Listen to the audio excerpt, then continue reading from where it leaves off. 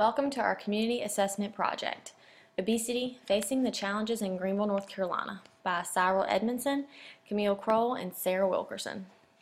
What is obesity? Obesity is defined by having excess body fat. It is measured by using an individual's weight and height and calculating their BMI.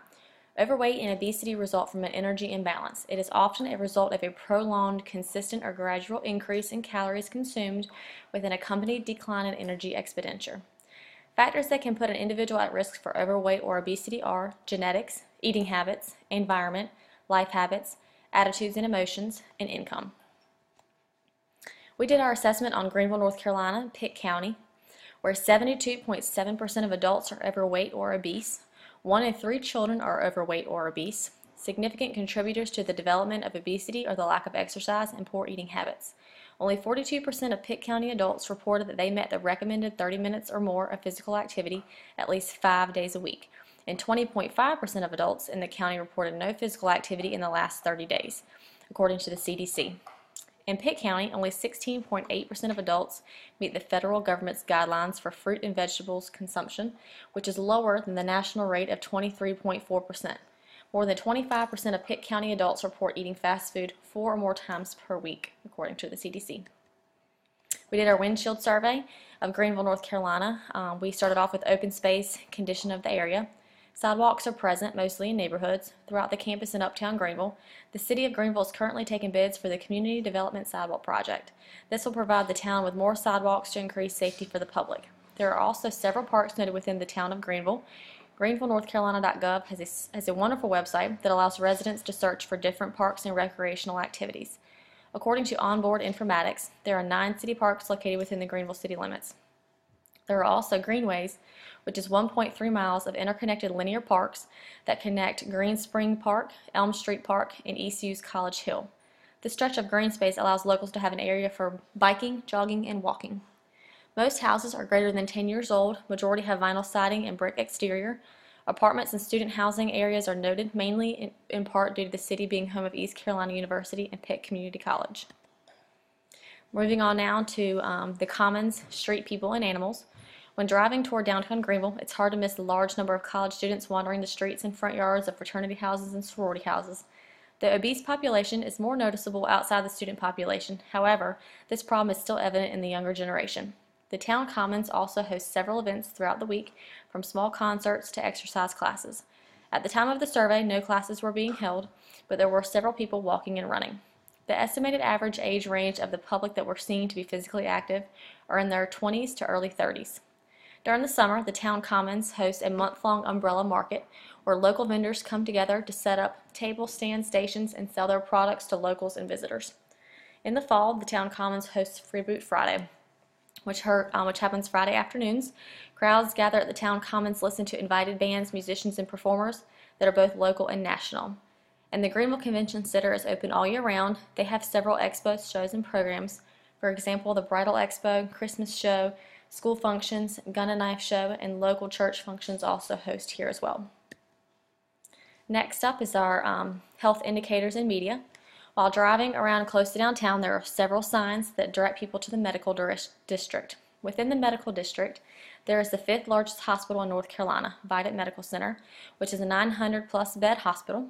Vidant Medical Center provides a wellness program for all employees to maintain and/or improve their health. They advertise commercials for their wellness center, where they offer an indoor-outdoor track, indoor swimming pool, exercise classes, weight machines, and expert assistance from in-house nutritionists and registered dietitians. There are also several dialysis clinics, wound and pain clinics, 2 large Physician East urgent care centers, and several doctors' offices and clinics. The media outlets in Greenville provide avenues to make the public aware of new exercise health-related events in Greenville. The 2 biggest media outlets here in Greenville are WITN and the Daily Reflector. An example of a health-related event that was relayed through public media is the National Bike Month, and Greenville hosted its first annual community bike ride. On the bike ride, people can travel a pre-established course through the Greenway to better promote health and wellness. Transportation. Greenville, North Carolina is the most congested city in eastern North Carolina, according to Wikipedia. Most people travel in their own private vehicles, bicycles, or they walk. You will see several cars, trucks, transfer trucks, motorcycles, and bicycles. Amtrak also provides transportation through Greenville, and CSX moves product. Greenville also houses the Pitt-Greenville Airport with regular daily flights to Charlotte, North Carolina. Uptown, you'll see more students. More people will be noted to walking up and down sidewalks to restaurants and small businesses. GREAT, which stands for Greenville Area Transit, runs from 6 a.m. to 6 p.m. They serve the greater public who do not have private transportation. You will also find Aladdin Taxi, which is the most popular here in Greenville. Stores. Several grocery stores and retail big pharmacies, 2 big Walmart shopping centers, at least 3 small neighborhood Walmart centers, 1 Target, 2 Harris Teeter establishments, the Fresh Market, Lowe's, Rite Aid, CVS and Walgreens, Food Lion, at least 2 of them, and several smaller shops, stores, and gas stations. Establishments that are not primarily pharmacies offer fresh produce and groceries, while the pharmacies offer general merchandise that are not perishable and little to no groceries. Mostly they sell candy and treats as well as beauty products and novelty items. Social service centers.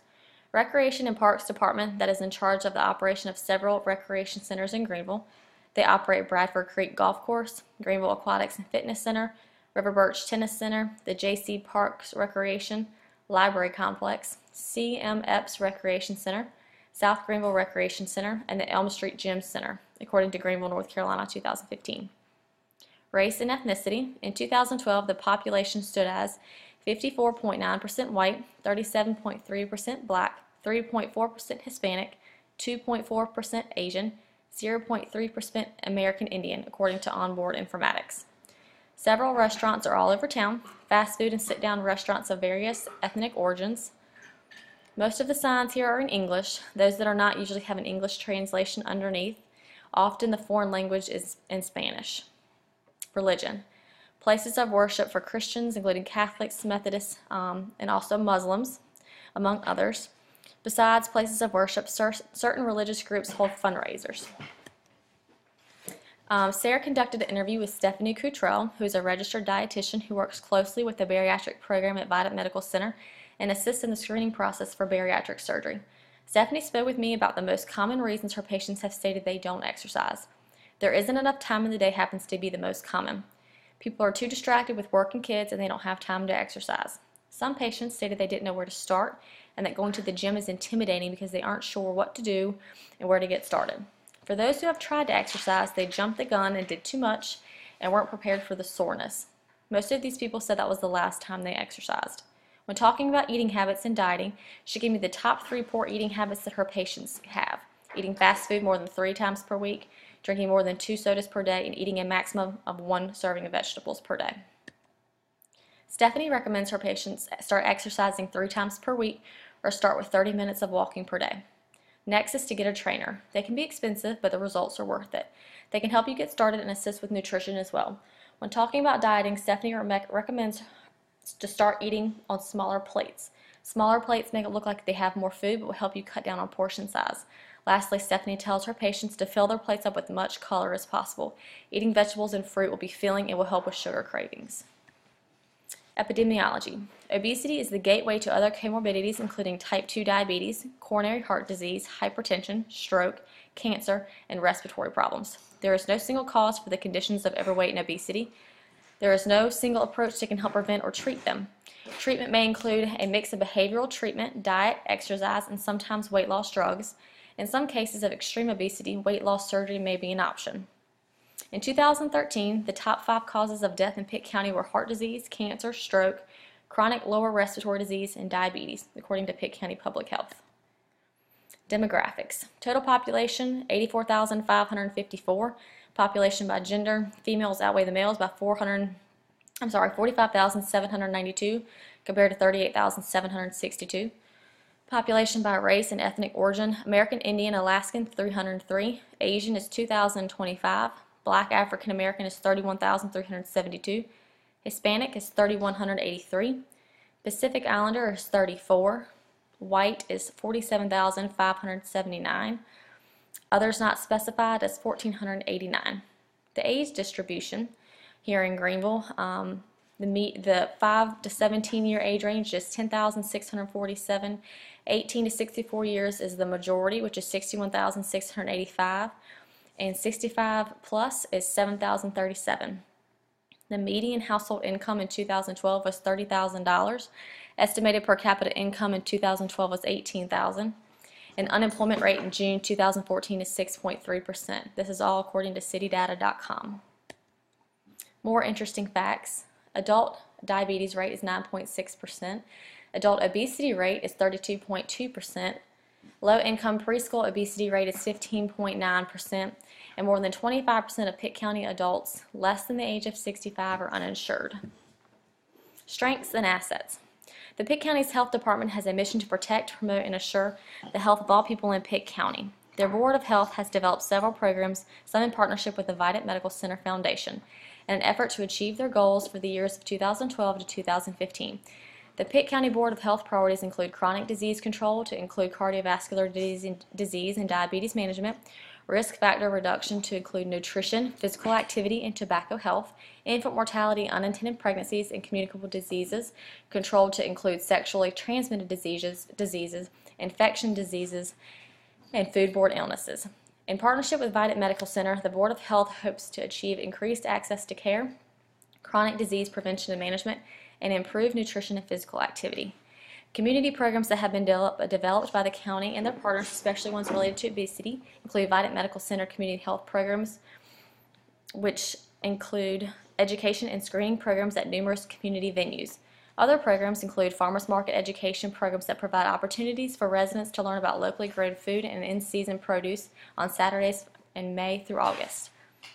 Hoops for Health is another program created by the Pitt County Department of Health in partnership with Vidant Medical Center, ECU Pediatrics, Greenville Parks and Rec, Millermont College, Paradigm Sports Academy, Outwork Performance Training, Greenville Police Department, and Children's Home Society to implement a Let's Move initiative basketball camp and tournament for nearly 100 middle school students. Vidant Medical Center offers bariatric surgery and has been doing so for 35 years.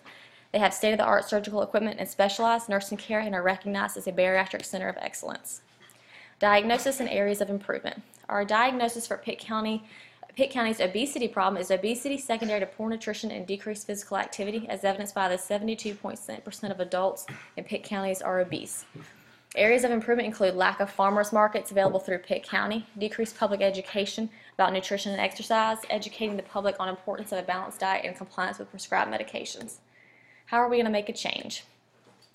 Preventative education. According to Angela, primary prevention means preventing the illness before it happens. In the case of obesity, primary prevention efforts include focusing on health, lifestyle behaviors related to maintaining a normal weight, practicing a good nutrition, and having regular physical activity are methods of preventing obesity.